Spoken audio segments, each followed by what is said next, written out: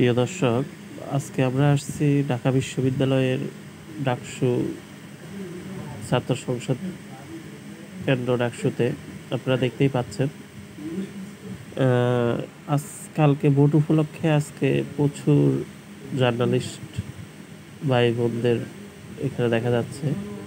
আমরা এখন অবস্থান করতেছি ঢাকা বিশ্ববিদ্যালয়ের মধুর ক্যান্টিনের পাশেই ডাকসু ভবন।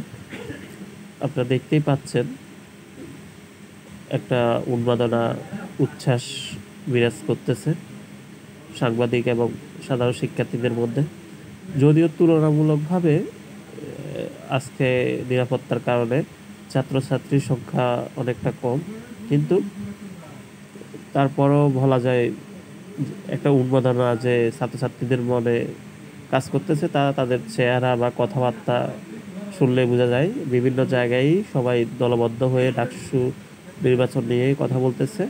কে শেষ হাসি হাসবে, কে শেষ বিজয়ের মুকুট মাথায় দিবে, এটা নিয়েই সবাই আলোচনা করতেছে। কে এগিয়ে আছে কোন দিক দিয়ে, এটা নিয়েই সবার মধ্যে আলোচনা হচ্ছে, বিশেষ করে ছাত্রছাত্রীদের মধ্যে।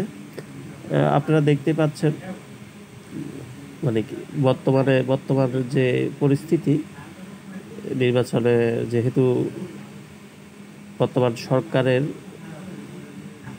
যে সরকার ডিক্লেয়ার দিয়েছে যে সামনের ফেব্রুয়ারিতে, মানে কি 2026 সালের ফেব্রুয়ারিতে নির্বাচন দেওয়ার। এর আগে, জাতীয় নির্বাচনের আগে ডাকসুর এই নির্বাচনটা খুবই গুরুত্বপূর্ণ।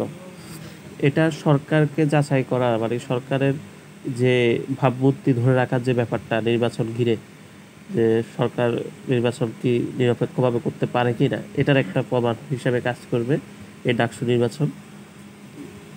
তাই দেশবাসীর মধ্যেও এই ডাকসু নির্বাচন নিয়ে অধীর আগ্রহ এবং উচ্ছ্বাস কাজ করতেছে।